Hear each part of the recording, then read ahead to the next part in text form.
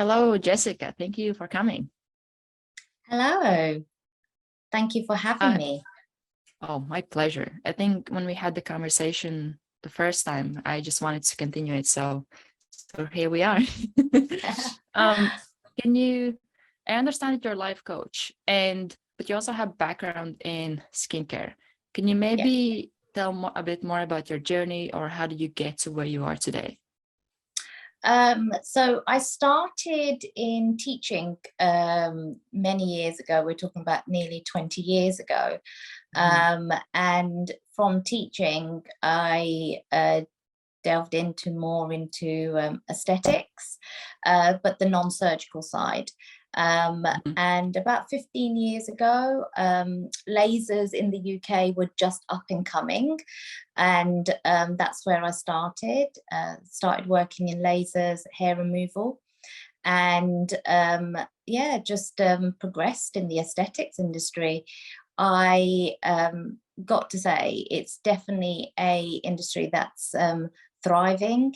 It's a very big industry now compared to back then, in about 15 years ago.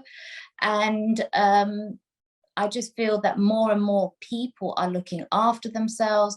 There is now so much that you can read up on and kind of look after yourself in many different ways without overspending. So what I kind of do now is more about getting people to understand a bit more about their skin, how to look after themselves, and things that they can do to help prolong the aging process.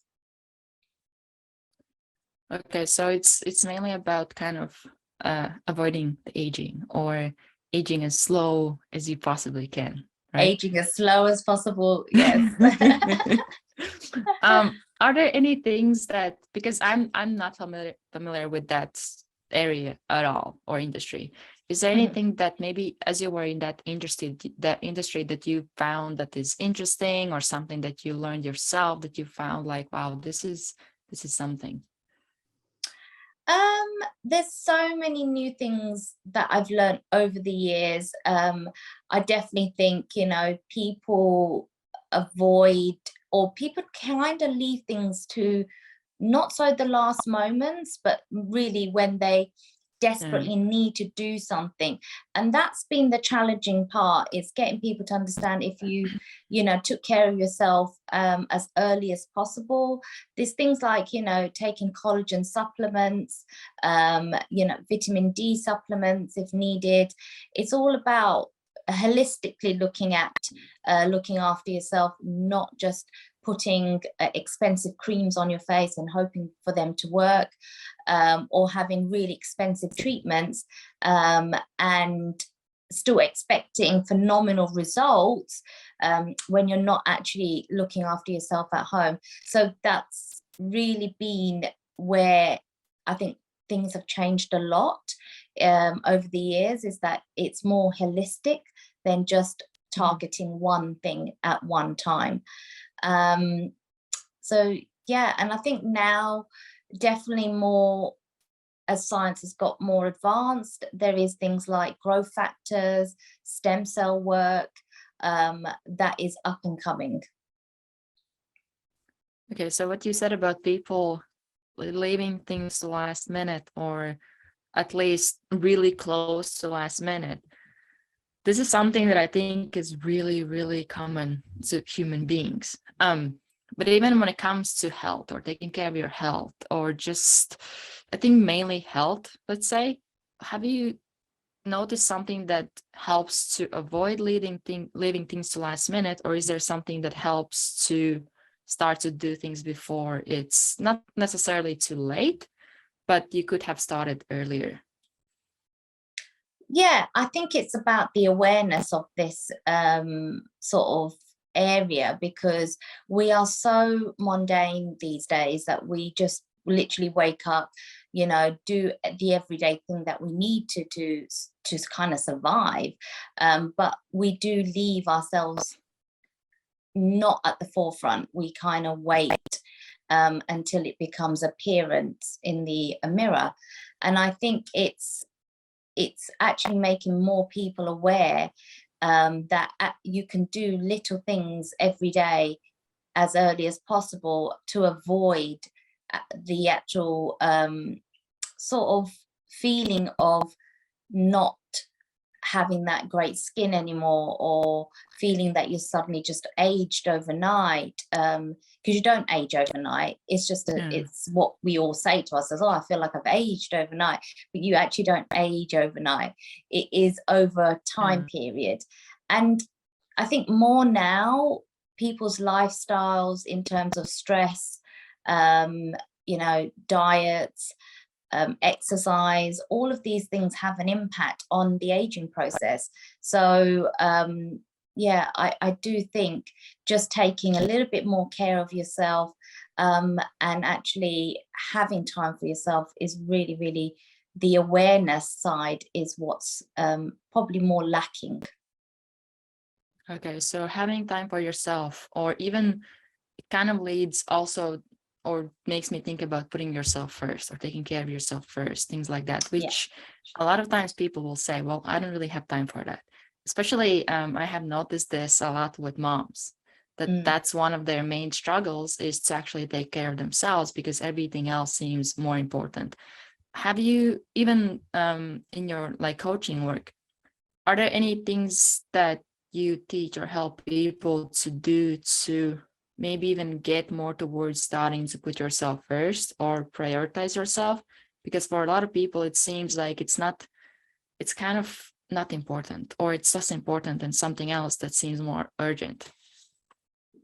Yeah, definitely. And because I do work with single people, or single individuals, whether they're men or women, it's I think it's a lot of the time is taken in the mind.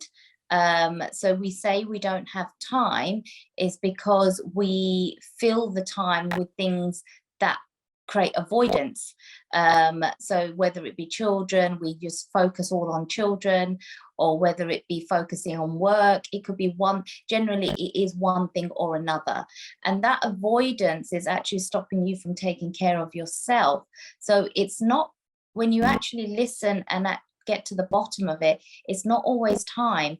Time is just used as a factoring point, but it's more so the avoidance that you're using to fill that time. So if you were to narrow it down and kind of break it up and work out, well, actually, you probably could have 15 minutes in the morning that you probably sit there and probably, you know, try and fill that gap in with doing something that's probably not even necessary to do, or that evening routine, you know, if you condensed it and try to kind of not spend too much time in one particular area because you're avoiding time to yourself, that can also make a difference. So I do talk about alternatives in that area, such as giving yourself some calming music, a bit of meditation, you know, really kind of taking yourself into yourself, and listening more to yourself and finding that little bit of peace in you that will help to calm the mind, calm the body, and stop you from using avoidance, or at least try to eliminate some of the avoidance and help you to seek more inner self. Do you know what people are trying to avoid with these actions that they use to avoid, like being them by themselves or having time for themselves? Yeah. Yeah. It's definitely a lot more now where people are using time as an excuse, and the avoidance of filling that time with things that probably they didn't need to do or don't need to do. Like, what do you think is it that they actually try to avoid? Because when it comes to putting yourself first, it shouldn't make sense to find time for that. But then we find ourselves avoiding it. You kind of find to do something else, or you want to do this or that, where it seems like, oh, this isn't that important. But at the same time, as you said, like, and I love the way you explain it, that it's avoidance. So I'm thinking, what is it that people try to avoid? Because technically, you should actually be either looking forward to it or seeing how important that is to actually do it. But the avoidance piece, why do we avoid it? The Or what avoidance about help. it is it that we avoid? Yeah, I mean, the avoidance is there because you're trying to not challenge or identify what really needs to be focused on. And a lot of it is internal focus. So when you're on your own, we all do it. We go into our own thoughts. We start overthinking things. Worry comes in, stress comes in, anxiety comes in these places. So I think the avoidance there is to help you to stop those sort of feelings from occurring. But one of the things part of life coaching is we actually encourage you to embrace your feelings, to face those stress moments and the anxiety, and listen to why you're feeling that way. Because when you know why you're feeling the way you're feeling, you can then actually address it. And for many people, it's different reasons. It could be the fact that they are aware that they are alone, but don't want to identify it as being alone because they're filling the time with avoidance and doing things that they probably don't need to do. Some of the other reasons could be that they're finding it hard, stressfully, financially, but instead of identifying financial stress, they're using the time to fill it with again, avoidance. So I think many reasons are identified when I'm working in life coaching for the avoidance, and a lot of it is in the mind. It's not being able to challenge it correctly, and identifying and sitting with your feelings is probably one of the biggest challenges. Yeah, and I have seen this with so many people, and it's really interesting because I love to be by myself. Or let's say there's a difference between being by yourself and being with yourself. I love both. But I have seen that for so many people, they as you said, like they either avoid it or they want to escape it or they don't feel like comfortable with it. There's something that they just don't like being alone. And for me, I feel it's something that is so important to learn to be okay with, because you're the main relationship that you will have in your life. Building a relationship with yourself is important. And if you can't really be by yourself, it means that there's something off in your relationship, because you shouldn't, with yourself, because you shouldn't be feeling like, I don't really want to be alone, or you always look for somebody to be with or somebody to spend time with where it's not alone. Or if you're by yourself, you're on your phone, you're doing this or you're doing that. Or like watching movies, just being distracted from yourself. And I think that's so, like, but then let's say for people that find it challenging to be by themselves, is there any way how they can start it in a way without jumping like fully in, which can be really overwhelming, to be like, okay, now I'm gonna be like, because I think many times we tend to do things to extremes.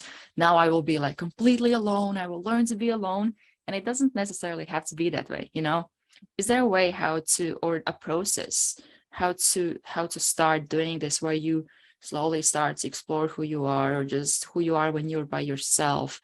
Like, are there any steps or action steps that people can start to take when they want to explore that being by themselves? Yeah, and this is one of the things that I talk about loneliness to being on your own. There's a difference, just because you're on your own doesn't mean you're lonely. It means you're on your own and you're comfortable being on your own. And it is that relationship you need to have with yourself. So loneliness is what we call in a place where you are not challenging, or you're not identifying your own relationship with yourself, and you're feeling lonely because you're seeking outside validation, you're seeking outside companion, you're seeking external sort of fulfillment and not fulfillment from yourself. So being on your own is identifying that you don't need validation, you don't need to fulfill yourself from the external, you can fulfill yourself from the internal. And it's about having conversations with yourself, feeling comfortable in your own thoughts and being able to dissect those conversations and actually listening to yourself as well. A lot of times the people that are lonely and choose to be lonely don't actually listen to their own conversation. They're listening to other people's conversations. Again, that could come from social media, as you've identified, you know, going on social media, listening to people and taking a lot of that on board. But if you actually listen to your own dialogue within yourself, you'll be able to identify what's comfortable with you and what's not comfortable with you. And that relationship does come with time. It comes with practice, and it does start in small steps. And that small step could be, look at your time. When is it you suddenly go into that moment of your thoughts? It could be first thing in the morning, or it could be last thing at night. So when you're, you know, when everyone's gone to sleep and you suddenly put the TV on, or when you're about to go on your phone, maybe that's the time you choose not to do those things and sit there with about 5-10 minutes with yourself and go, okay, let me have a look at my day. Let me see what happened. You know, see how you feel and allow those feelings to come. And being able to see the feelings, identify the feelings and address the feelings, it does help you to be more comfortable with yourself. How do you address the feelings? Because I think when it comes to identifying them, I think that's where some people can kind of understand what it means. You identify what you feel, or try to think, what is this emotion that I feel? Try to describe it or put a name on it, whatever. But what's the next step after that? How do you actually kind of resolve them or address them? So when we're talking about the feelings, so for instance, in your day, you were talking to a friend and she pointed out that you don't make much of an effort anymore. You know, I don't see you much. And, you know, when you're sitting there with your feelings and you think, okay, you know what, that I don't feel that's the case. You know, like, why do I feel she had to say that to me? And try and work out, maybe I've been distanced in my mind, you know, I've not come across conversation wise. Maybe it could be her own needs that she feels she needs to be needed, and it may not be yourself. But understanding that if you're not the one to blame, and it's okay for someone to say that, you don't need to allow that to affect you. And that's allowing those feelings to come, seeing where you sit on those feelings and letting them go. You know, is something that doesn't need to be addressed. You're fine with that, and let your friend deal with her problems, because that might be something she's feeling the need to have someone talk to her or approach her.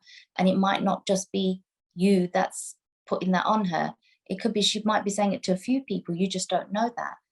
And it's things like that. Sometimes we take on things on board and we take them personally, and we don't sit there and reflect on them. So part of listening to your feelings is also reflecting on your feelings, but it's also knowing what to let go and what not to let go. And if it's something you don't need to let go, then that's fine. But then address it, and address it correctly. So it could be a pattern as well, that sometimes we don't see ourselves doing it, but we go into a child mode, or we go into a parent mode with people. We forget to be in that adult mode. And it is looking at, when the feelings come up, where were you? How did that feeling come up from? You know, was it something that you experienced from a past, or was it something you experienced in a relationship? or in a current situation. And they're the things that we talk about, look at, and try and get people to understand that this is a change that you're going to make, not just now, but moving forward, because every change, every little bit that you do different will have a different outcome. Yeah. And I think that's something that's important to remember, that even when it comes to self-work, it never ends. Like it's not like you now think of this one moment that you will achieve and now you will be fulfilled or in bliss or things like that. Because even if you get to that point, if you stop doing the work, it disappears. It just goes away. Yeah. And I think and that's something that I have seen with many people, that they are kind of in this waiting mode, where they're like, okay, so at what point, how far am I from this certain feeling or this certain like self-development level that I want to get to? And then when you get so focused on how far you are from the goal, you actually can overwhelm yourself, because now you start to think, oh, I have to also resolve this, resolve that, resolve this, just to get there, or at least close to that goal. And I think that's where a lot of times we overthink it, or we start to overcomplicate it, where you start to think, oh, I have to do this, or now I have to focus on like 50 things at the same time, which maybe you also have experienced that in your own journey. I know I did it when I started, I don't know, like 10 years ago, or like that probably was around like 8-9 years ago, where I started to see that, and I was only able to understand it like years later, that and it's so common with so many people, that when you start your journey and you start to build that awareness, you slowly start to see things, but then at some point you build your awareness where you start to see almost like everything you need to change, and you're like, oh my gosh, I need to change this, I need to change that, and then you start to think that, oh my gosh, I don't know, like you start to think too much about how long it will take to resolve it. And it makes sense, because you naturally want to get to the end goal, which at the same time you don't really know what it is most of the time, but but like, have you experienced that kind of awareness overwhelm in a way, where you start to see everything you need to change? And how did you deal with that as you went through it? Yeah, I mean, when you know you've got changes to make, you're right, it's making those changes, watching the changes happen, and trying to get to your goals. But one of the things that we talk about is the journey. You know, life is a journey, and you've got to enjoy the journey. And that's the bit in between. It's, yes, you have a goal. Yes, you want to make these changes and you want to improve your life. But the in between is the journey. That journey that's going to take you there, you've got to enjoy it. You've got to fulfill that journey as much as possible. And it's about the give and take. People are going to come in your life and going to test you, test you to kind of see if you are on the right path, if if the changes you're making are actually, fulfilling you, to make the right choices as well. So part of the journey is also really, really important.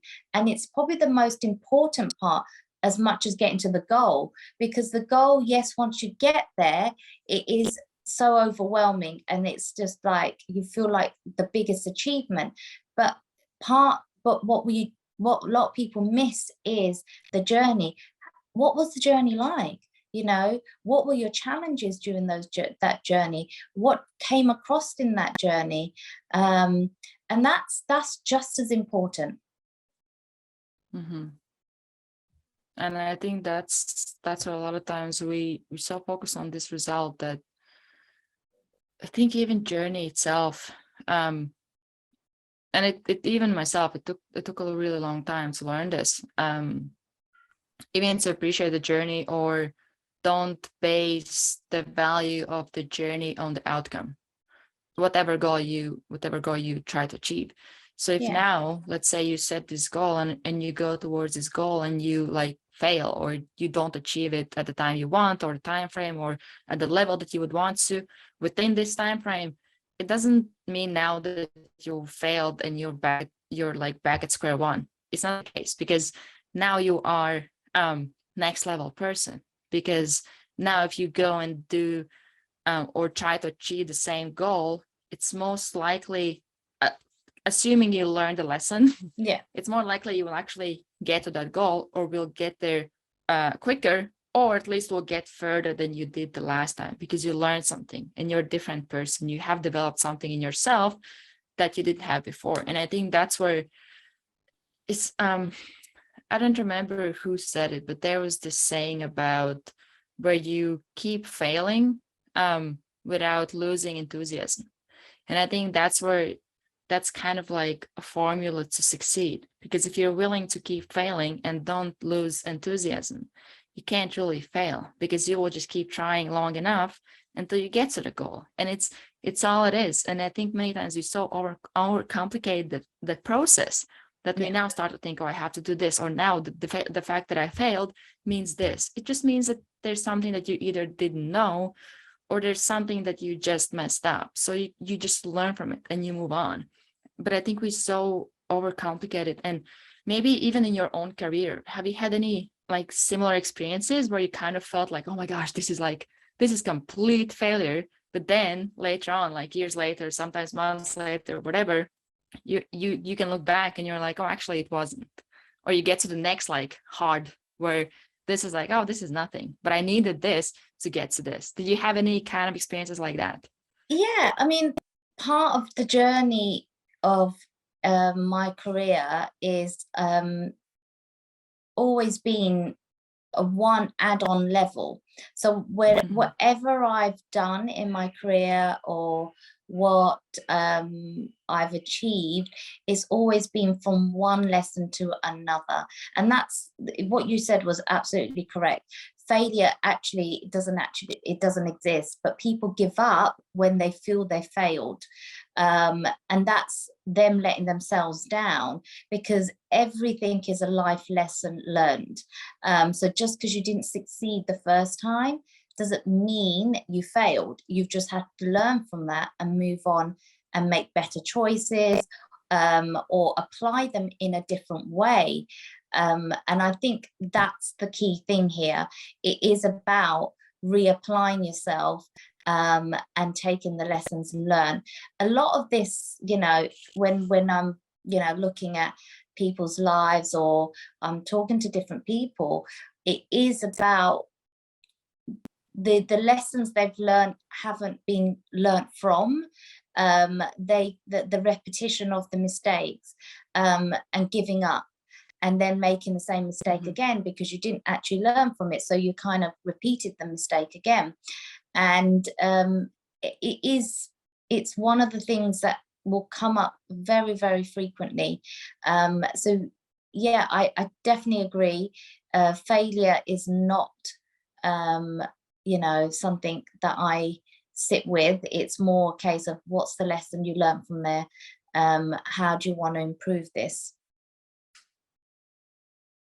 And even analysis paralysis, where we now, let's say there's a person who wants to start to do something, and I have done this so many times in my past until I learned the lesson of the power of failing.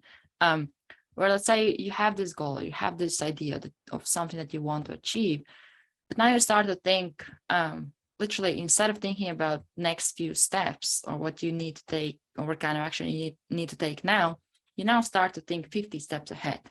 Or you do your best to kind of predict the whole journey inside out, which is not possible, because you can't really predict things that you can't predict. As you go on the journey, you will see things that you would have never thought about. You can never read that in the books, anything like that. And even if you read it in the books, and if you have all the information, you can't really predict how you will deal with that until you go through the process. You just can't predict it.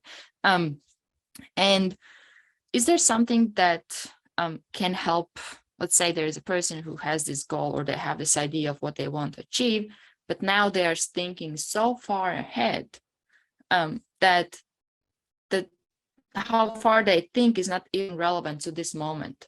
So how can somebody overcome that analysis paralysis? Are there any steps or any kind of mindset shifts they need to make? Yeah, definitely. You see a goal, you know exactly how you're going to get to that goal. But I always say, what if it doesn't go the way you want it? And then that freezes people, because it's like, no, because in my head, I have it planned. It's going to be like that. But as you said, everyone's journey is different, and the process could be different from one person to another. So just because you have that process in your head, you also have to accept that process may not happen in the time you want it, in the order you want it, in the way you feel like it's going to happen. And how are you going to deal with that? It's about knowing how you're going to deal with it. And let's break it down. What is the first step that you need to get to? Once you get to that first step, let's then look at the next step. So when someone's got a full long sort of process in how they're going to get to their goal, we always take it back to the first step, because when you get from one step to another, a lot of the time you change the way you're going to. So it's like a business plan. You start off with a 5-year business plan, but that business plan can change 100 times before you even get to your 5 years, because you see things differently, you face things differently, different things come up, and your ideas change. And that is the same with the life goal as well. You may have a goal, but as you're doing the process and you're going through those little steps that you're putting in place, things may change. It's okay to change. It's okay to change direction. And that's the comfortability of actually getting that person to feel is, are you comfortable if things change? And why wouldn't you be comfortable? Why is it so important? That change piece is really important. Even as you said, to think about what happens if like it doesn't go according to plan, or this happens. How do you react then? But even like thinking further, because I think it all comes down to uncertainty, dealing with not being able to predict things. Because if you have this safety net, or you now do something or try to achieve something that you have achieved before, you kind of have this roadmap. You can, in a way, predict certain things, or at least something based on your past experience. But now if you start this new journey, you can't really predict things. And I think that's where this uncertainty can really get in a way where you don't really want to go in that dark room where you don't even know what is in there. And how can somebody deal with, not even how do you react to something that you kind of can predict this could happen, that you in a way you can at least prepare for that. But how you prepare for something that you can't even predict that will happen, to deal with something like that? You don't even know what it is. That's a lot to do with internal control system. A lot of us who feel the fear of not having control feel the fear that they won't be able to deal with changes. And it's about knowing that the only person you can control is yourself. So the external elements are non-controllable. So as you said, you may not be able to predict the unknown happening, because that's going to be an external factor. So knowing that you can't control external factors and it's only yourself that you can control, you can navigate. And that's the beauty of knowing that navigation is within us. We have self-control. We can navigate around anything, but it's knowing that we can't control the external. And I always say this analogy of when you're driving, you got an A where you start at A and you need to get to B, and the journey time states an hour. Okay, and you get in your car and you're set off. It suddenly changes to an hour and a half because something on the road has happened, and your sat nav will say to you, we've got another new route for you, Do you want to take it? 10 out of 10, most people will take that because it's going to reduce the time. But let's say you choose that route and then something else happens unexpectedly. What do? Do you now sit in the traffic, or do you try and find another route? You're in control because you're the one driving. And the long as you know you're going to get to B somehow, you can make those decisions. And if you get there delayed, which at this rate you are, because, you know, it's the extended time, what's the worst that's going to happen? In fact, you're probably there on time. And I always say, whatever time you get somewhere, that's the time you are meant to be there. You're on time. You're never late.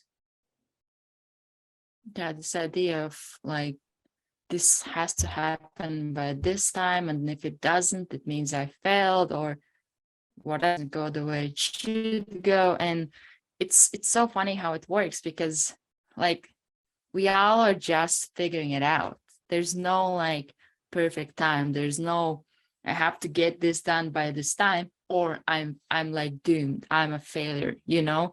And I know I definitely had that kind of thinking. And it took me even a while to realize that maybe things that I think I want to happen at certain times, it's not maybe something that I need. Maybe there's something different that I need to happen to get to the level where I start to see things differently. But that's where you, in a way, like, it's about trusting yourself, where you can control yourself, or you can deal with change or adapt to change as it happens, but also trust the process, even if it doesn't go the way you would want to go.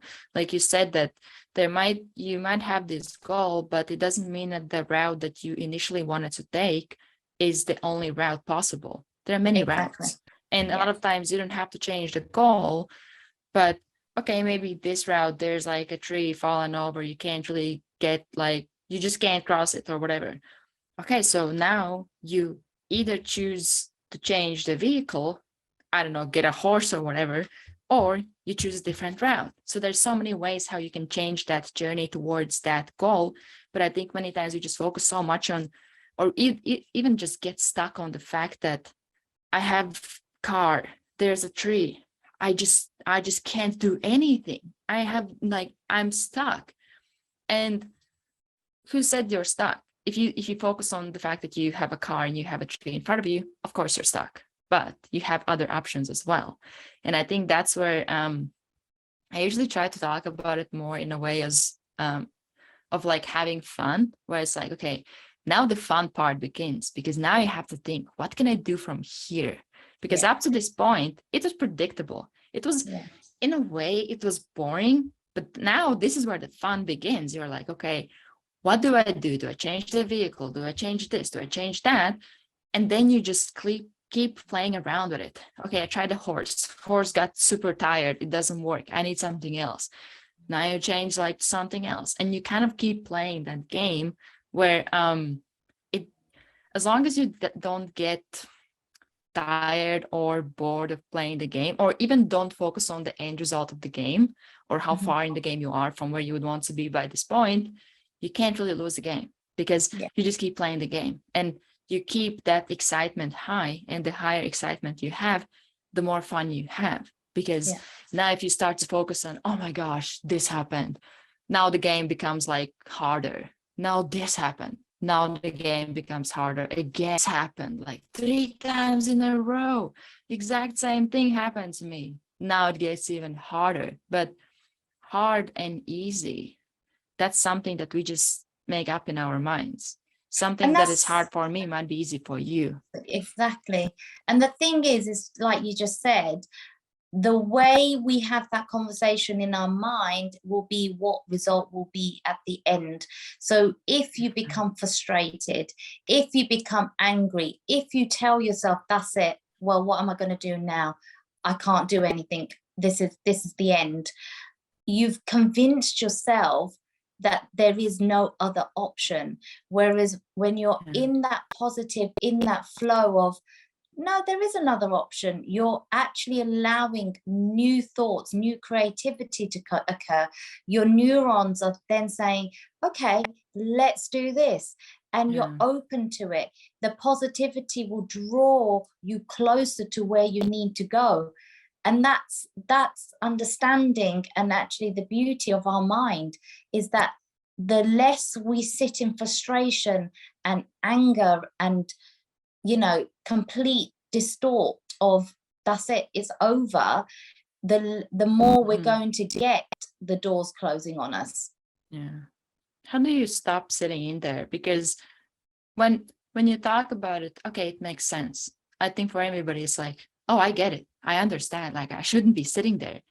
But when you are in that situation emotionally, it's so much easier to just keep sitting there or not see anything, because you just feel like in a way, like I'm in the dark. I can't really see anything. What am I supposed to see? How am I supposed to be now getting out of this where I don't even like, you know, like you feel so stuck in your mind that you don't really know how to get out of that.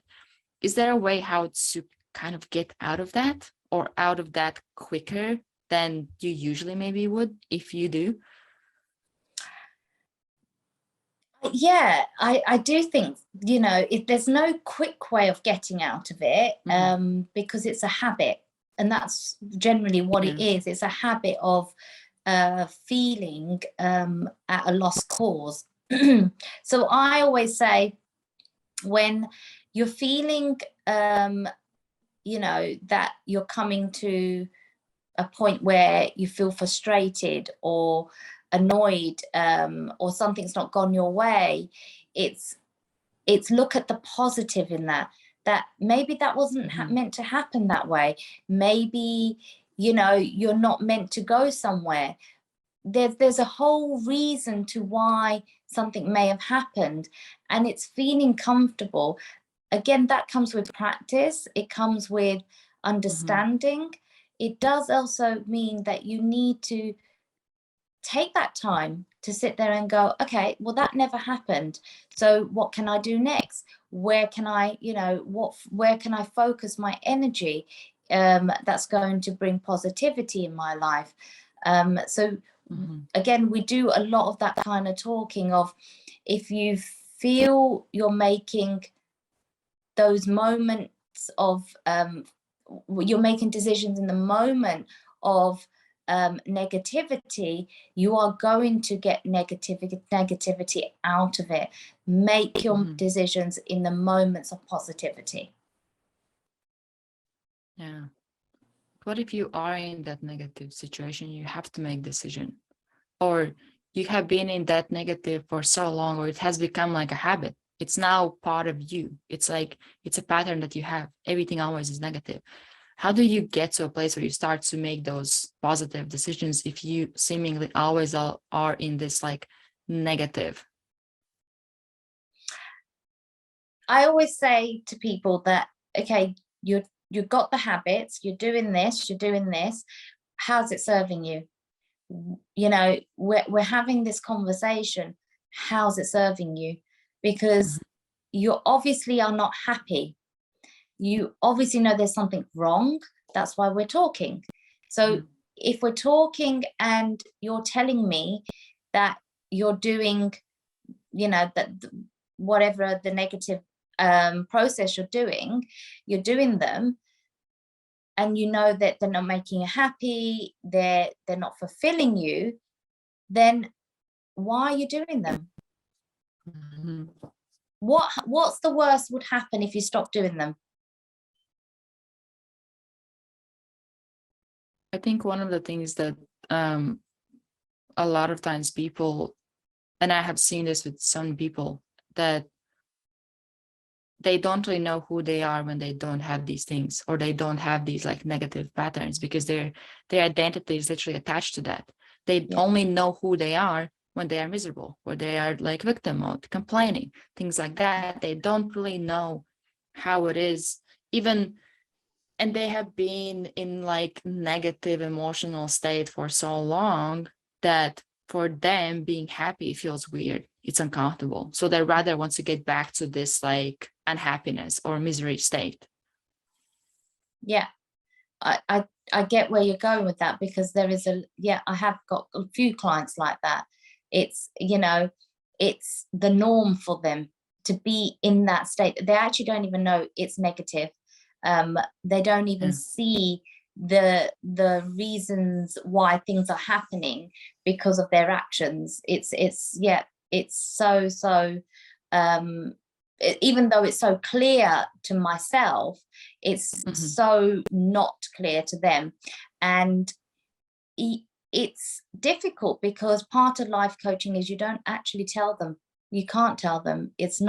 I'm not advising them on, why things are happening or what things are happening, the causes and that. It's about you are having to identify it. And one of the things that I talk about when I'm put myself out as a life coach is identity development.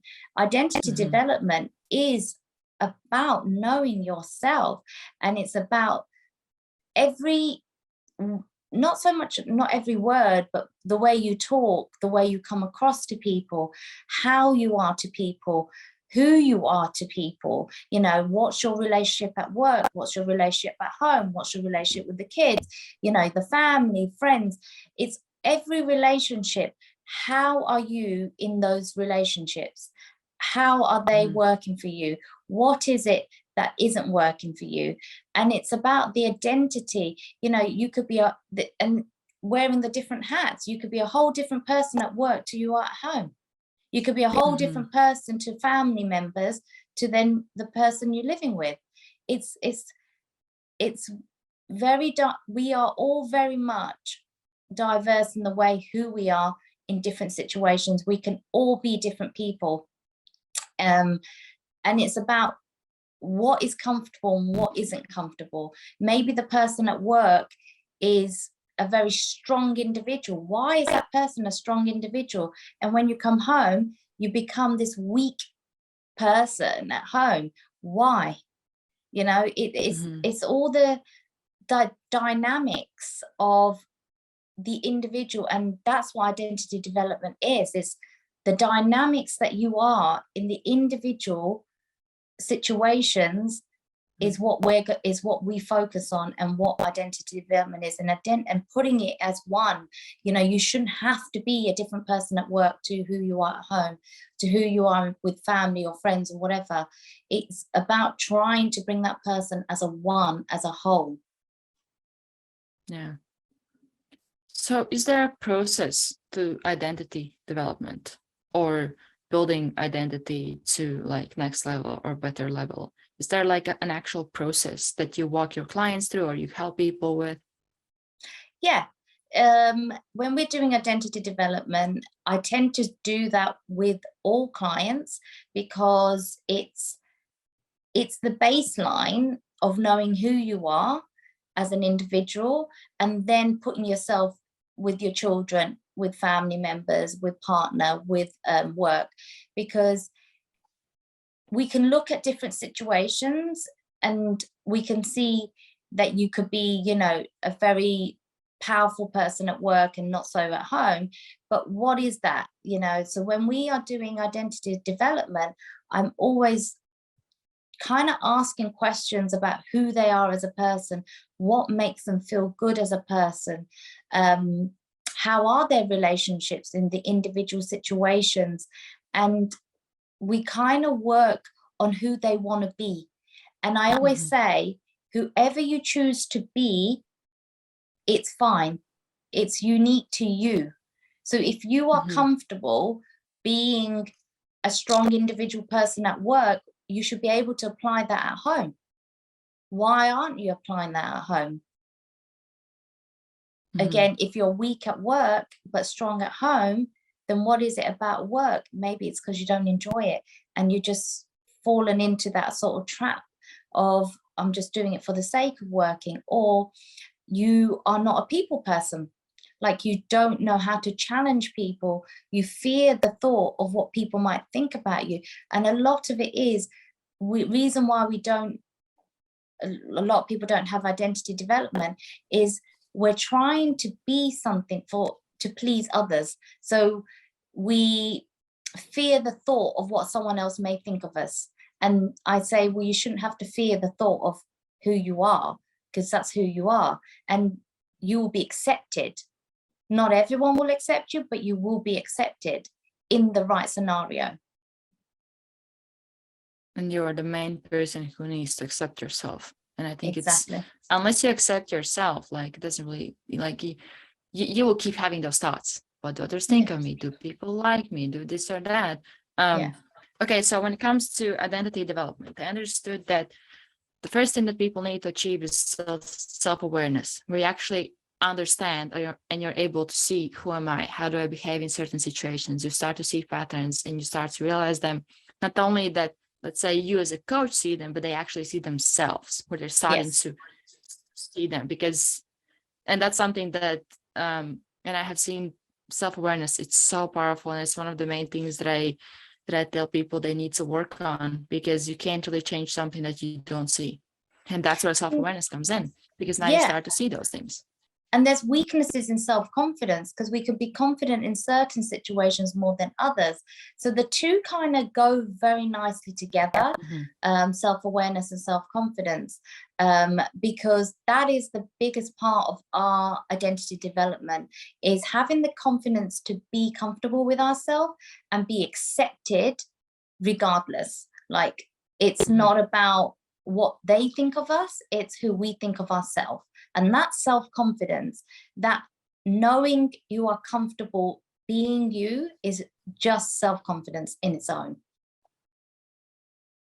And I think even to get to that self-confidence, you need to prove yourself that you're comfortable being yourself. So you have to go through enough of those experiences where you do something that you usually would or like wouldn't, because you think, oh, people think this or that.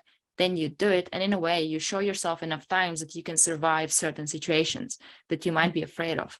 And the more you go through those experiences, the more your confidence grows. And even even when we talk about confidence, that's something that is so big that I have noticed. Keeping your promises. As long as you keep your promises, or you will keep your it's still something I'm thinking about, how exactly they are related. Do you keep your promises to yourself because you are confident, or you're confident because you keep promises to yourself? Like, what's the relationship there? Yeah, I mean, promises are one of those things where I feel it's a blurry area. I think it's more about being true to yourself and being honest to yourself. So turning up true to yourself and being honest to yourself is as good as having a promise that that's who you are. Making that false statement of promise of, you know, I promise I'm going to be on my best behavior. I mean, well, who's asking you to be on your best behavior? That's not, you know, it's more about, if that suits you and you're true to yourself and you're honest to yourself, that is where you should sit your comfortability. That's, you know, that's your self-confidence. That's where you are being you, turning up as you. Okay, so how do you build a confidence? You said that self-awareness is playing a role in that, but are they, like, let's say if you would have to describe a process of how do you go from not being confident to confident, how does that like journey / process look like? First of all, it's about what areas of confidence, you know, it could be like I helped one of my clients speak up. It was a challenge. She was someone who wouldn't speak up to family members, to partner. She felt she had to just please them, and she would then be angry at herself and frustrated with herself because she never said what she wanted to say. And that was to do with confidence. She didn't have the confidence to voice herself. So I said, okay, why is it, what's stopping you from voicing yourself? Because I don't want to hurt their feelings. And I was like, okay, but how do you know you're going to hurt their feelings? And it was more of a case of, I don't know. It's just, I don't want to do it because I feel I'm going to do it. but you've already put feelings there. So part of self-confidence is it's okay to be truthful. It's okay to be honest. It's okay to put yourself first, as long as the other person isn't compromised. And what I mean by that is that you're not asking the other person to be on board with you. That's not what you're asking. You're not asking the person to share the same timeline with you, or share the experience with you, or share the moments with you. That's not what you're saying. What you're doing is actually saying, this is what I'd like, this is what I think, and I'm you know, whatever, I'm happy for the fact that you feel this way and that's what you want to do, but that's not what I want to do. So maybe let's discuss this and we can come to an agreement. And it's having that confidence. It's understanding that you're not, it's not about hurting someone's feelings. It's about being true to yourself, being honest to yourself, and actually translating your own self to someone else. Yeah. And this actually is what you said, in a way, about like people pleasing. With when you have these patterns, a lot of times other people's feelings, wants, and needs feel more important than your own.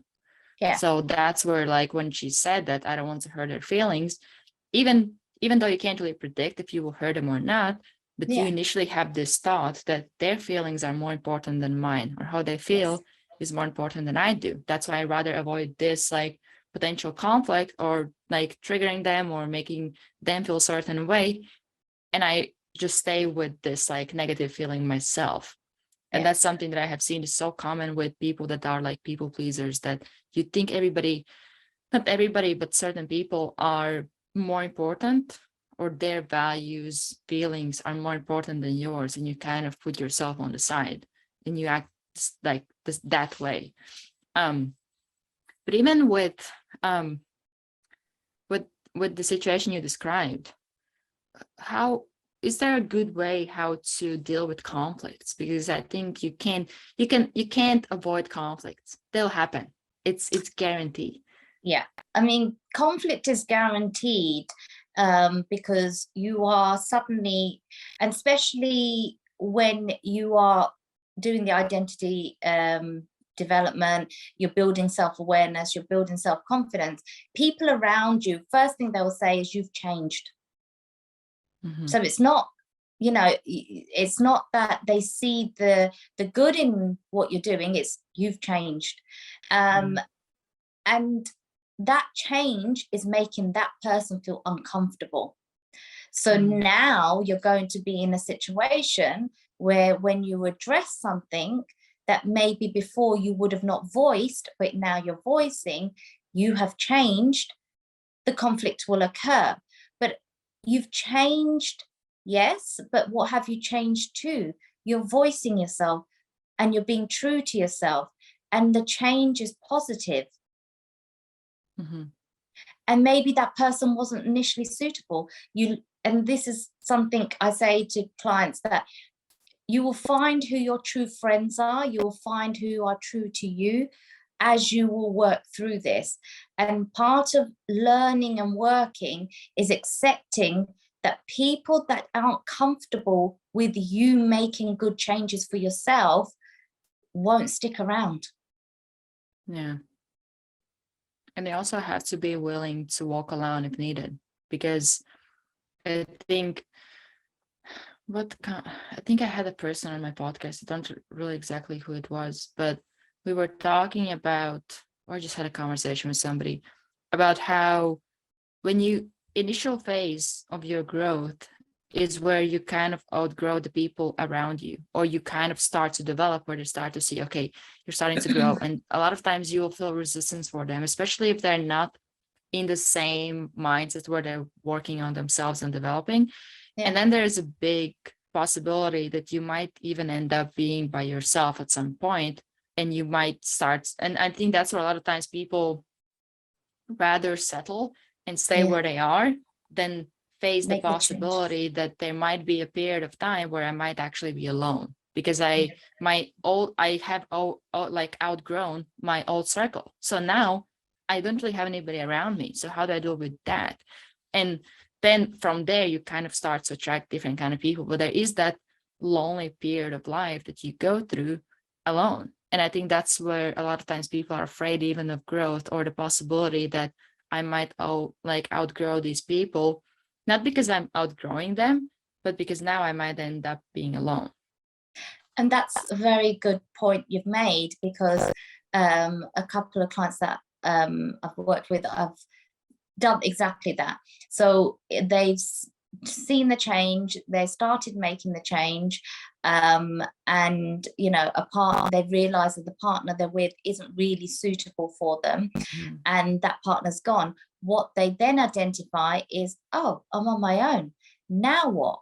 And then what they've done is try and meet someone again, but obviously repeating some of the mistakes from prior, because that uncomfortability of accepting that the changes you're making will attract different people is not comfortable. It's like, well, I'm not comfortable with the outcome. But part of the outcome, and this goes back to goals and outcomes, part of the goals and the outcomes will be determined sometimes, a lot of the times, with how you are as a person. So if the changes you're making and you're progressing in the journey, and you're moving in the journey in the right direction, and being patient and being fulfilled in the journey, will give you the outcome that you truly desired. Whereas when you stop actually believing in the journey and in the patience of actually accepting that, okay, this is part of the process, you will then, first thing you will do is go back to your old self, because it's easier. You've done it for years. It's a comfortable place for you to be. And you know, and then you go back in that circle of, well, I tried it, it didn't work.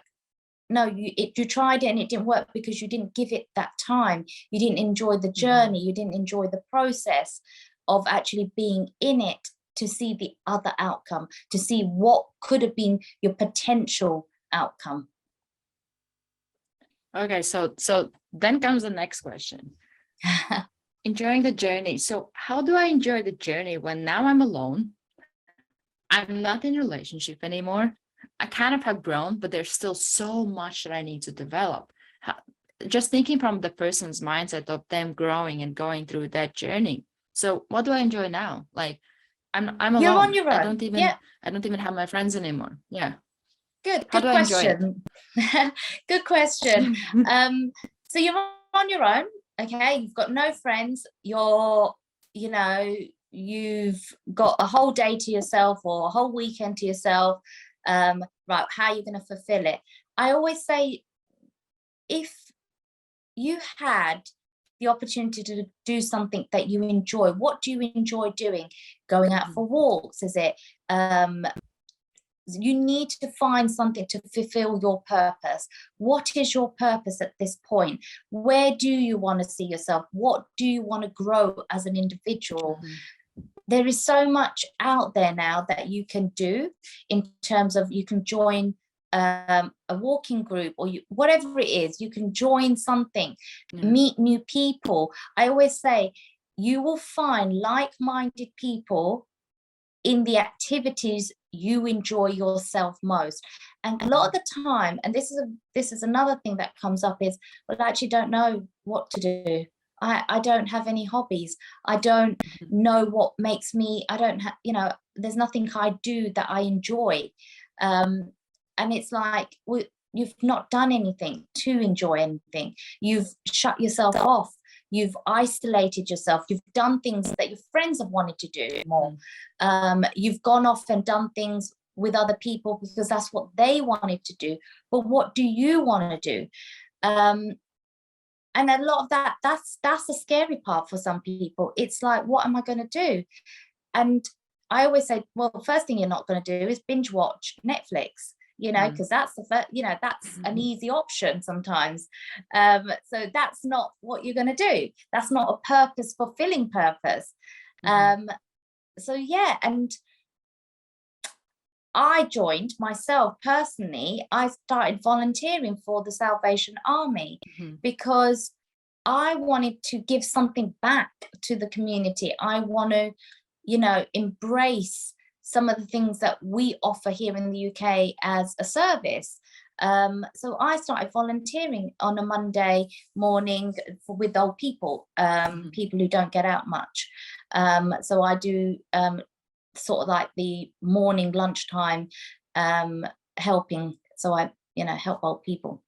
And I say, there are things out there that you can look at and fulfill maybe an hour of your time, start getting some sort of ideas of what you want to do, maybe see yourself doing. It's about really refining yourself. And that's the important part there, is when you know you're on your own, what are you going to do with that time? Yeah, because now you have a lot of it. Yeah, exactly. That's the best thing about and it. you're not, Because now and you you have can't a say lot you of don't it. have time. Exactly. And now you have a lot of it, and you're not doing things for other people. You're not pleasing anyone, and you're not doing things that you didn't want to do in the first place. So use the time to make yourself happy. Yeah. And I even think that many times, even when it comes to what do I do or what kind of activity do I start, I think that, again, it comes down to people wanting to make the right choice. What's the right thing for me to do? And I think it's just that, like, don't overcomplicate it. There might have been something that you have been wanting to do for years or start for years, or there might just be something that, I don't know, you just saw on a Facebook, some kind of, like, I don't know, a class or something like that. Just go and see what happens. But I think many times it's just that it's that fear that can hold back, again, from something that's outside of your comfort zone. And then you kind of are like, oh, I'd rather sit home and watch like movies or whatever. Exactly. And that's where it's, in a way, a good way how to approach it is to start to see that whenever you feel uncomfortable about something, that's a trigger for you to start doing it. Because you can't really learn something new about yourself or who you are unless you put yourself in unfamiliar situations. Exactly. That's where you learn the most, even though you might feel like, oh my gosh, I'm new, I'm gonna fail, I'm gonna this or that, but at least I will learn something new. I will learn something new about myself. I don't really know who I am when I'm in this environment, so I might as well put myself in there so that I get it's. I don't remember who said about it, but he said that he prefers to be, instead of not being in that environment, he rather wants to be in that environment and see how he reacts. So you rather know than not know and wonder about it. Yeah. Otherwise, you just sit now and think about. So or even you start to tell yourself stories. I'm too weak. I can't really do this. Or it's too hard, or I wonder how I would be in this situation or in this situation. And now all you do is just sit and think. You don't really have the answer. And I think when you have that curiosity so strong that you're like, I really want to know the answer. It doesn't even matter if you fail or not, or whatever you perceive as failing, but you want to know the answer so badly that you're willing to go and do it just so you know the answer. And I think that's where you can drive that motivation to go and start doing that thing, because you're just really curious to see what will happen, see what you will learn, or even like you might discover a new world. It might even be your new career. You never know, but you can't know until you start doing it. Yeah, exactly. It's so true. So true. Knowing what you're uncomfortable with and working on those uncomfortabilities is really the way to kind of grow. Like weight loss is one of the probably most common ones. People complain about being slightly overweight, not feeling comfortable in their clothes, and just in general don't like themselves as a person. So what they do is they kind of hide, and I always say, well, you're hiding, but it's not helping. So you need to kind of get out and maybe start off with something like a gentle walk and take yourself off somewhere and enjoy the beauties of walking. And the more you start to feel happy and the positivity of that you get in, you will see a difference in how you feel about yourself. So that whole uncomfortableness is really, like you said, it's the one that you do need to work on and challenge and actually apply yourself when you get the time. And I think that's even where your confidence will come from, because Yeah. now if you sit and are afraid of doing things, how much more confident you will get from not doing it? Probably not much more confident. But even if you go and do it and you fail, it doesn't even matter if you fail or not, but at least you went and did it. And that's where you start to build that confidence from doing things. And I think that's where a lot of times people think that I need to feel confident first and then I will go do it. It's not the way it works. You start doing it, and as a result you build confidence. That's how you build it.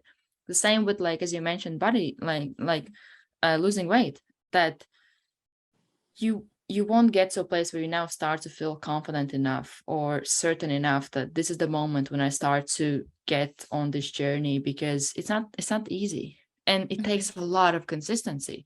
But at the same time, a lot of times we just overcomplicate it. All it is consistency.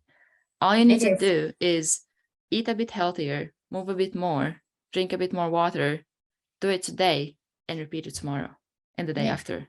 All you do is just show up today, do it today, and then do the same thing next day. And just focus on this day. Don't even have to, I don't know, like work out for like hours, because that's not sustainable. You have to find something that's sustainable. If you don't enjoy working out, go to dance classes or find something that is kind of fun. Play with your kids or grandkids. That by itself is an activity. It doesn't have to be super like some kind of specific class for like 7 hours a day or whatever. But you just have to find something that is small enough that you know you can sustain it over long time. And that's where you will get those results. That's the consistency. You can't lose weight in like a week. Yeah, and that's what we call habits, building on habits. It's about the small little things that you do every day that will build good habits for you to then move on. And that all your habits are all about rebuilding your confidence, rebuilding you as a person, helping you to identify you as a person. So it's all the little small things that you put in place. And yeah, it is about the habits. Have you noticed any good habits that are really valuable to build or work on building? Yeah, I mean, definitely meditation and self-talk, so affirmations to yourself. The more you tell yourself who you are, the more you will turn up being that person. The meditation part is actually slowing your mind down to allow creativity, for you to accept your surroundings more, for you to accept the daily sort of, activities that are going on. It allows you to stay in a place of calm. So for instance, children, they play up, they will try and make you late for work, or they don't, sometimes things happen, they fall ill, and then whatever you might have had planned that day may go out the window. And it's about knowing when you're in that place of being calm and in control, it's you take it on board. You don't get frustrated with them. You don't, you see, I see it still when I'm doing the school run.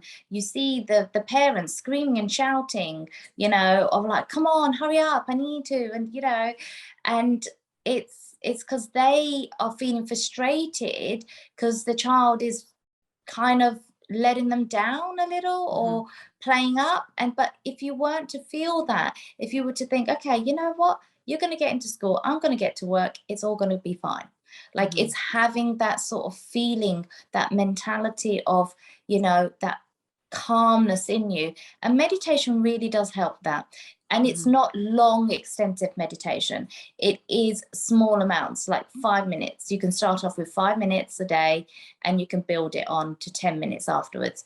But the smallest, you know, every little small step you will take will make a difference.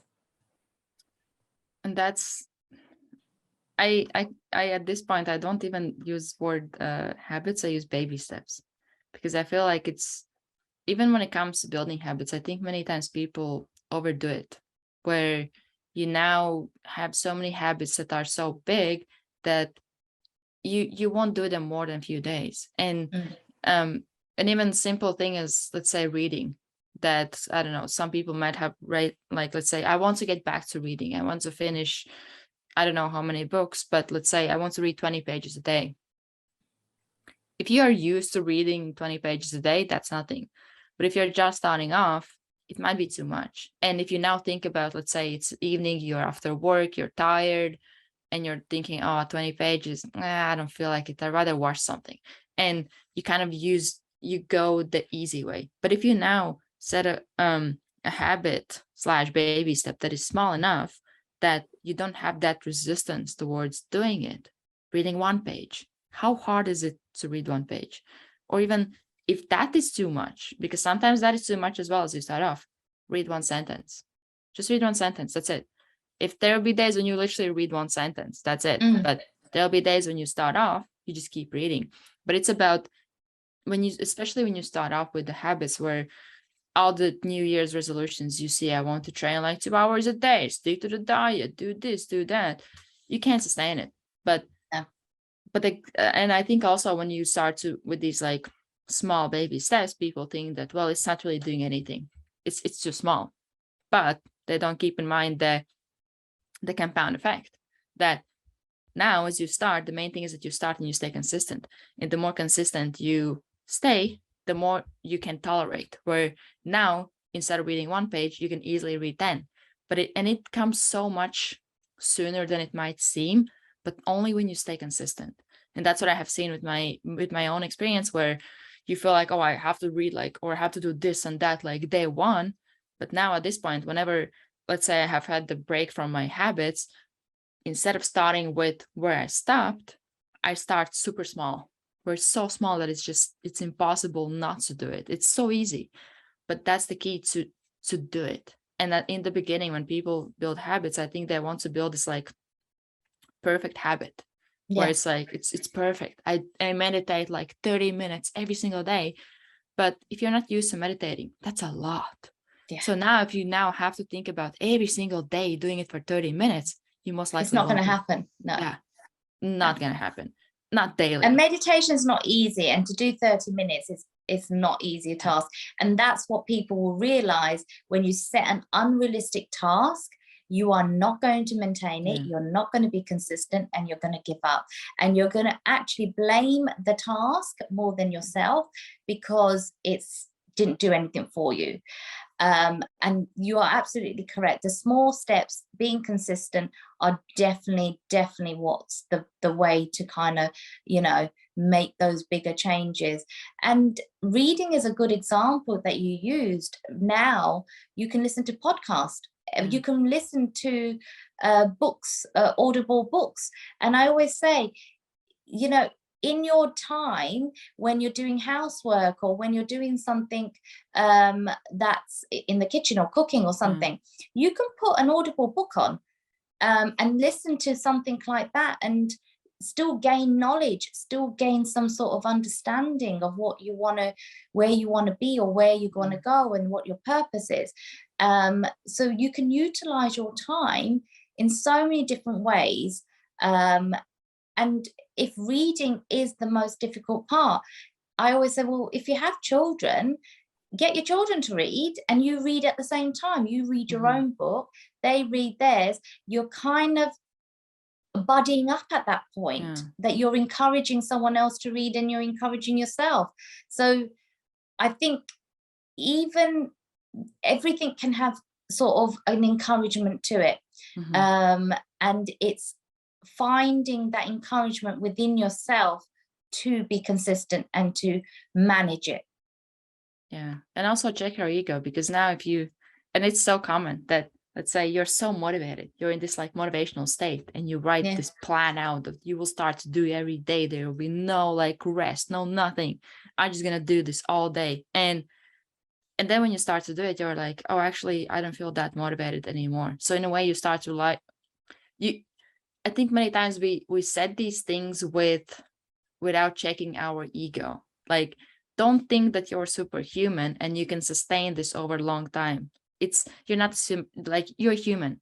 So keep that in mind. And when you set your goals, don't think that, oh, this is too easy, this is too small, like I want it to be harder or stuff like that. When you start off, don't overcomplicate it. You will get to a point where you will want to get it harder or things like that. But you don't want to make it harder if you know you can't sustain it. Only if you know you can sustain it, you can make it harder. But it's so common that you set this goal. And that's another thing, is that we have this idea before, even before you start habits or journey in like self-development, you have this idea of how it will feel. I will feel amazing, I'll feel so motivated because I'm working on myself, I'm developing myself, I'm moving ahead. But then a few days in, when you start to realize that I'm getting triggered here, this is happening, I need to work on this, and I'm behind with certain tasks, you don't feel motivated anymore. You don't feel this amazing feeling that you thought you will feel. And that's where a lot of times people quit or they stop, because I don't feel the way I was expecting to feel.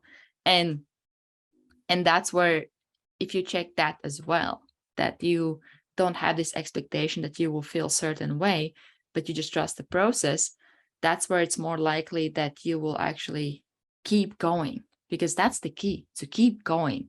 Not even how well you execute every single day, or it's like 110% every single day, but that you keep going, you keep taking those steps, even on bad days. And bad days actually are just test days. Those are the most fun days, because that's where most people don't do it. So that's your chance to go and do it. And this is, I mean, you've brought up a very good subject there. And I was talking to someone last night. I went to a spiritual evening last night with a couple of friends, and there was a gentleman there, and we were talking about motivation. And motivation will get you, make you turn up. Motivation will make you turn up, but it's actually inspiration that will get you where you want to go. So motivation will get you to turn up, but if you're not inspired, you won't fulfill. So there's a difference. Motivation doesn't bring fulfillment, it's inspiration that brings fulfillment.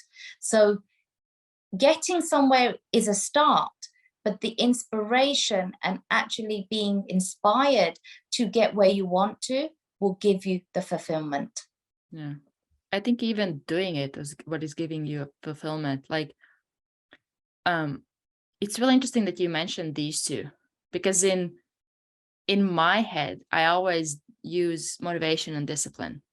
Motivation comes and goes. You can't rely on it, but you can rely on discipline. And discipline will help you to take these steps. And as you take these steps, the more action you take, the more results you get, the more fulfilled you feel. And you kind of go in that loop where they kind of feed off of each other. And you, especially when you get in the rhythm and it starts to feel less forced. And even I have noticed that with myself. Sometimes people ask me with like about certain things, either my clients or people that I just know, that like, where do you get motivation from? And I'm like, I don't know. I wouldn't say I feel like motivated all the time or every day, or even think about motivation, because I know that I can't rely on it. I can't rely on motivation to get things done, because now if I sit and wait when I'll feel motivated, it can take me days, it can take me weeks, might be months. But if that's what I need to do something, then I most likely will not do it. And that's there's a really good explanation how to approach like planning or setting goals or something like that, where set your goals and put the plan in place when you feel motivated. Yeah. And then rely on discipline, or as you said, might also use inspiration to keep going. And I think that's where, and it's so funny, you might even have had conversations with with people that you work with, that most of the times people look for motivation. That's what they ask. How do I Yeah. feel? How do I get more motivation? And it's not motivation that you actually need. Yeah. You need to be inspired. You need to want to do it because it inspires you. There's a purpose for it. The motivation isn't what's going to get you where you need it to go. And I think you're perfectly right there. It's people think the motivation is what gets you to where you need to go, but it's actually not. Yeah. And it's so funny how it works. Like, even when I was at the very beginning of my journey, I was like, I think I would focus on motivation, and I'll be like, oh, I'm motivated to do this. And then a few weeks later, I kind of stopped doing it. Then motivated again. A few weeks later, stop doing it, or like few months. And you kind of go in those loops when at some point you start to think, okay, I don't think this is it. Like, it doesn't seem like it's actually working, or it's not sustainable. You can't make something sustainable if it's based on something that you can't really rely on. That, yeah, exactly. I can guarantee that tomorrow I'll be like motivated, but I can guarantee that I can be disciplined. I can show up and do the work, even if I don't feel like it, but I can do it. Even if I might do it a bit worse than I did yesterday when I felt motivated, but I will get it done. And that's where I started to see that, oh, it doesn't really matter how you feel.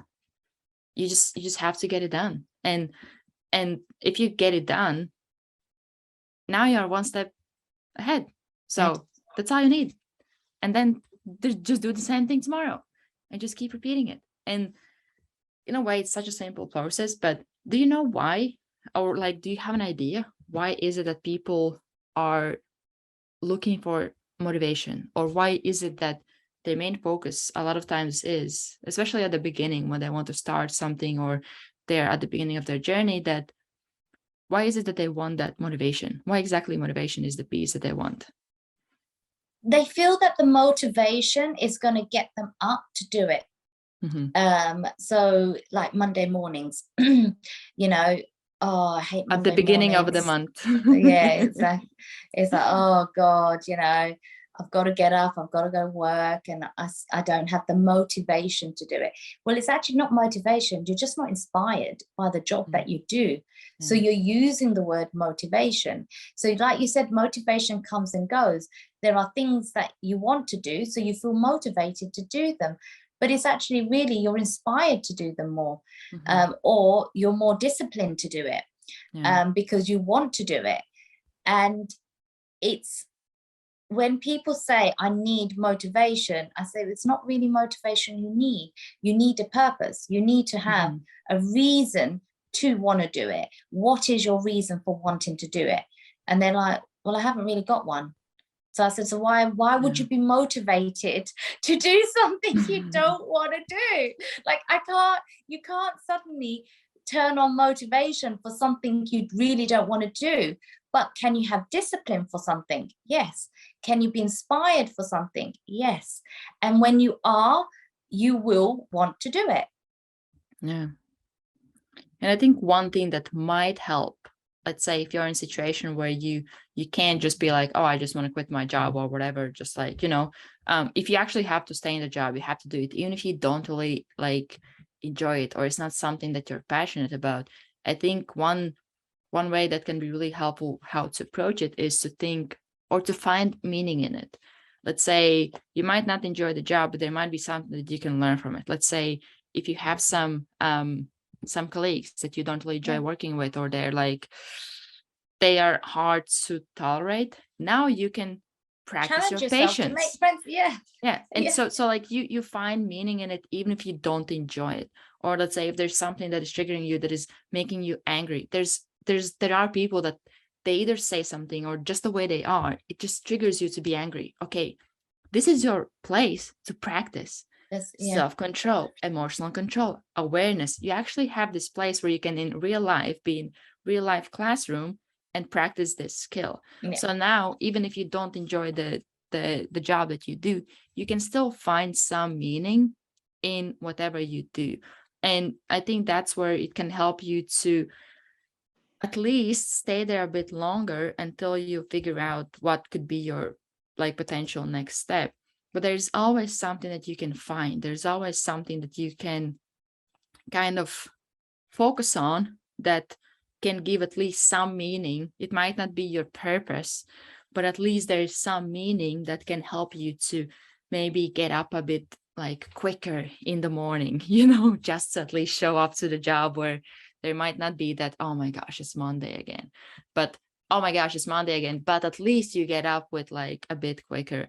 And I think that's where that might be one way how to approach it, or at least I have seen that it helps to at least keep going, or keep going with less resistance. Definitely. I think, the job, you're right. People can't just walk out of a job these days. It's difficult to find a job sometimes at the best of times. And if that is where they're looking for motivation, finding meaning in the situation is really key. We talk about what is it that's not giving you the drive anymore, and what can give you the drive.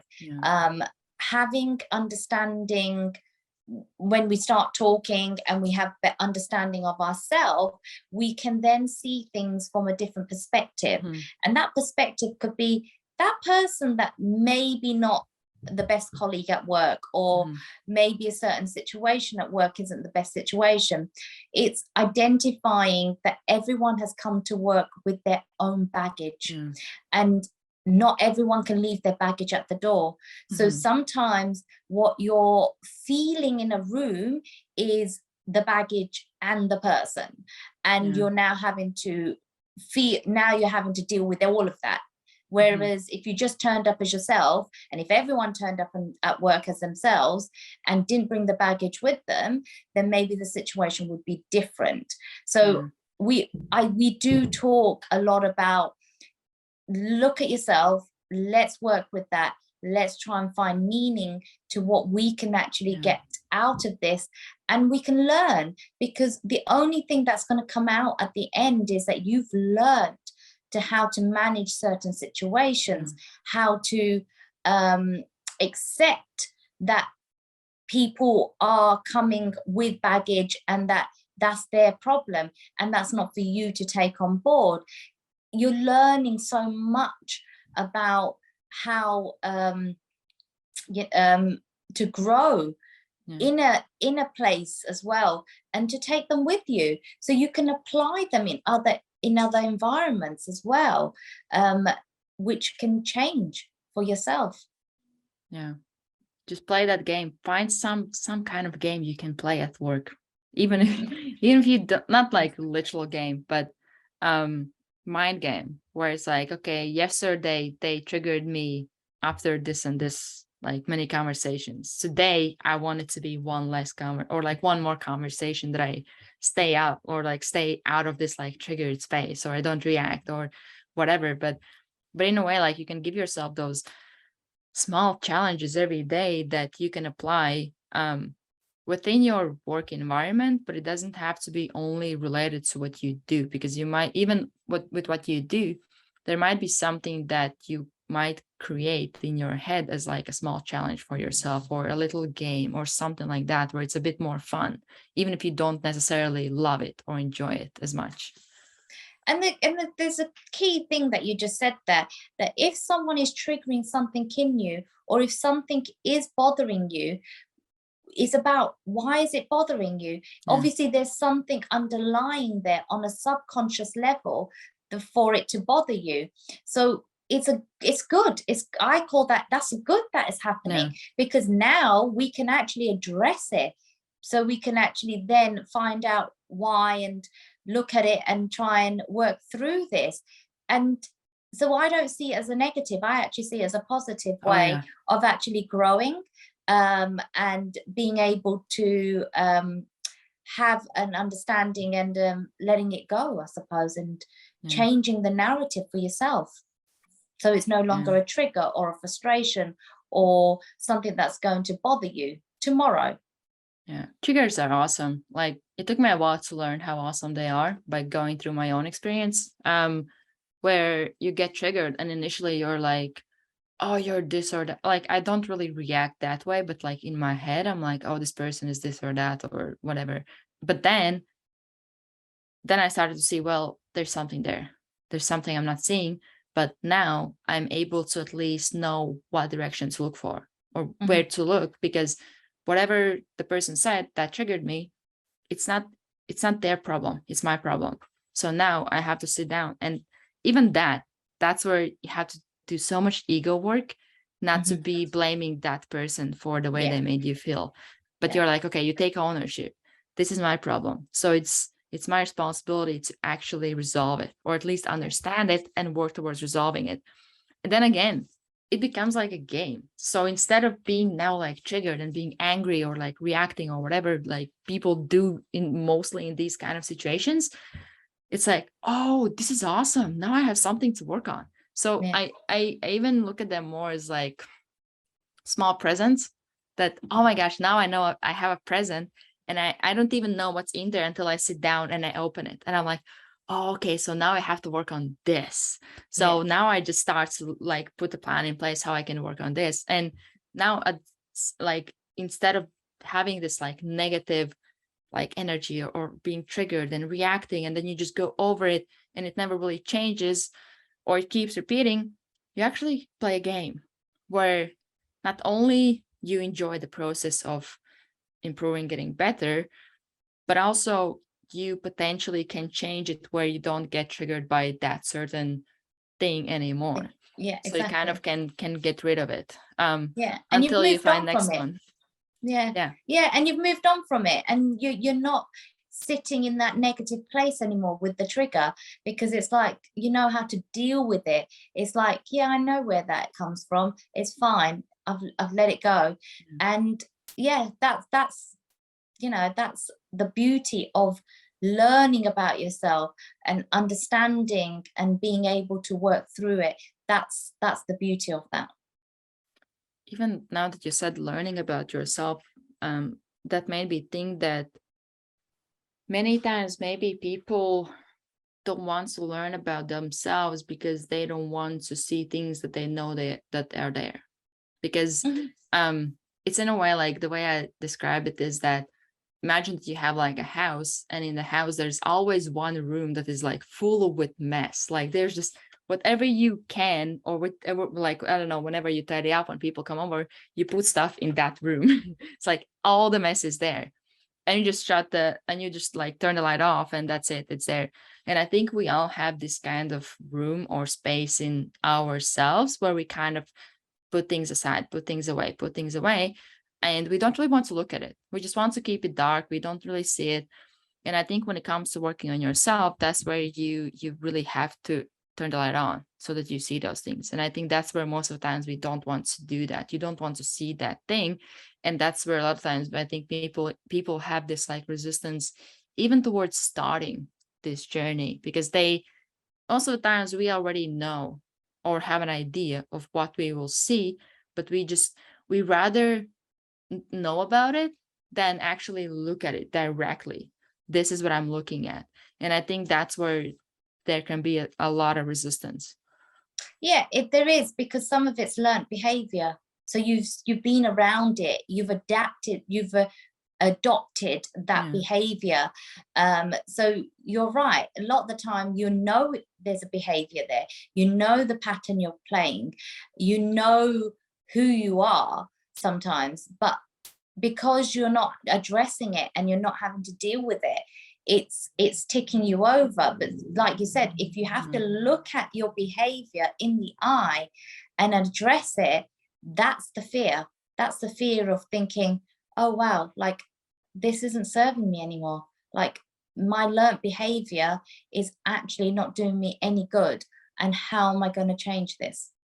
And it's so interesting that one of the main emotions that help people to actually go and change is disgust.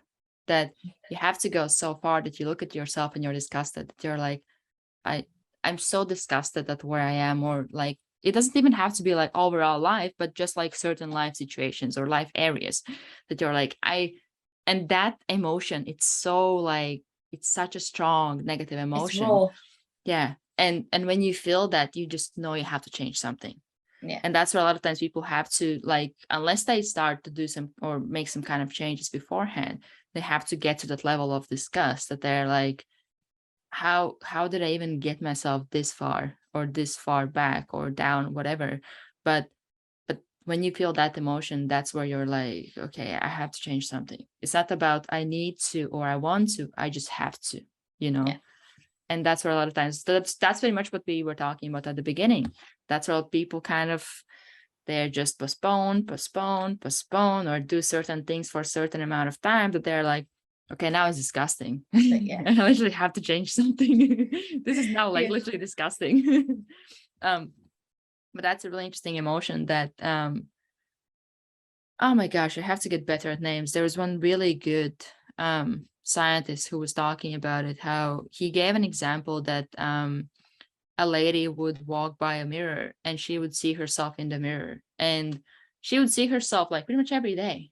But then there was a day when she looked at her and she was like, I'm disgusting. And she started to change her diet, change her exercise, just because of that emotion.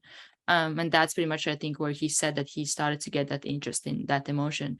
But it's a really, really powerful emotion. And so, well, hopefully not everybody has to get that far to Yeah. start to change. But sometimes we have to. And even if it happens once, but now you learn this lesson that hopefully you take with yourself, that you don't get yourself that far next time or in another area, that you're like, okay, like, let's do it a bit earlier before we get to discuss, you know. Okay, can you tell more about your book? Because you have a Yeah, book coming out. I do. I have a book launching at the end of October, early November. It's called Cultural Grooming. Mhm. And it's something that I was brought up in.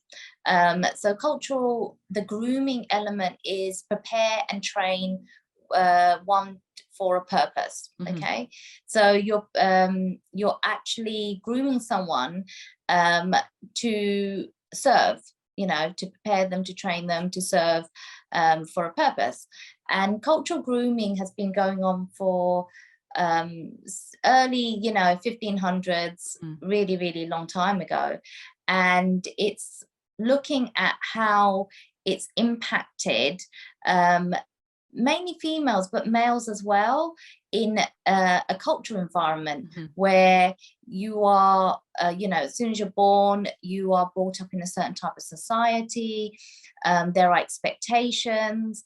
It talks about man-made rules, how it disconnects from the cultural, from the religious aspect of the culture to the culture itself. How it's so disconnected that you're practically put in a situation where fear is now controlling your decisions more than actual allowing you to make decisions that may be more suitable to you.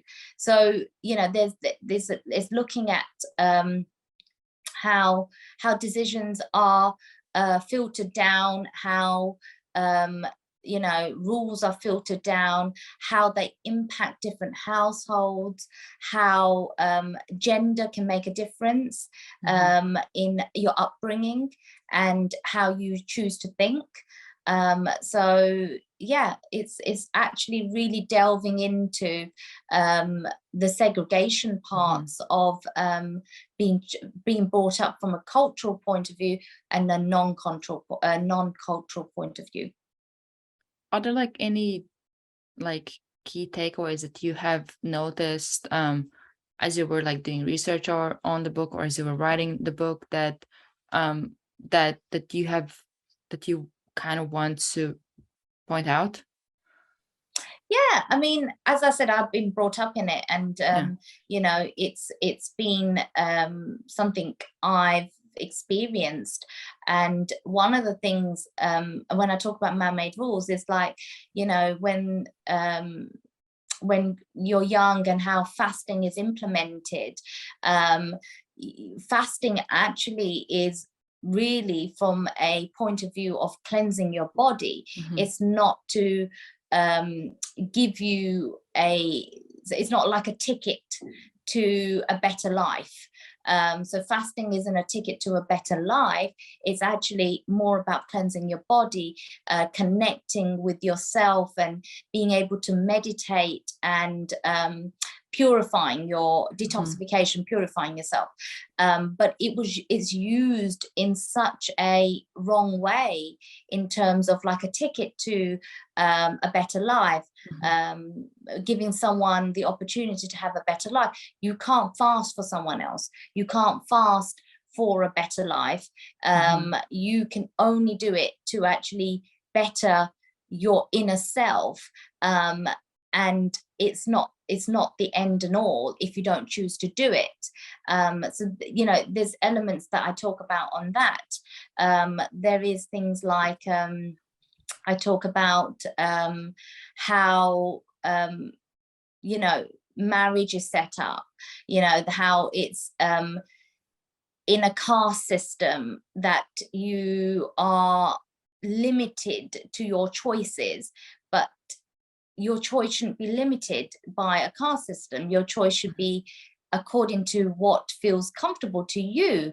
And what I talk about as part of life coaching is that when you know you have your self-identity, and you know who you are and the kind of person that you want in your life, will only then be attracting the person that's going to be true to yourself. Now, when a decision is made from you, or taken from you, or felt pressured from yourself, it's not a decision based on now yourself, it's based on external factors.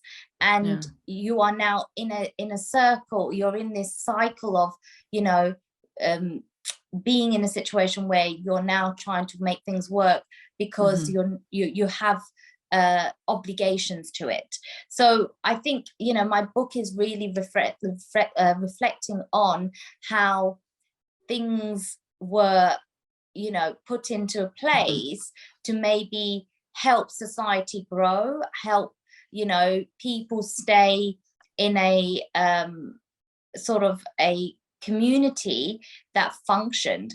But now that we've moved on and we've evolved, you know, those sort of things should be now eradicated a little bit, and we should be able to have a better understanding of ourselves, and that should be our main focus. You know, getting people to have a better understanding of themselves, being able to make choices for themselves that is probably more right and more suitable. We shouldn't have this whole trying to stay in a community because it's how wars are won. It's not about that. It's about being open to, you know, different cultures and different societies and different ways of living. You know, it's all about looking at things from that perspective. So yeah, you know, we're like looking for the common instead of what's different. What we have left that is connecting us. And that's actually a really interesting fact that I learned in university,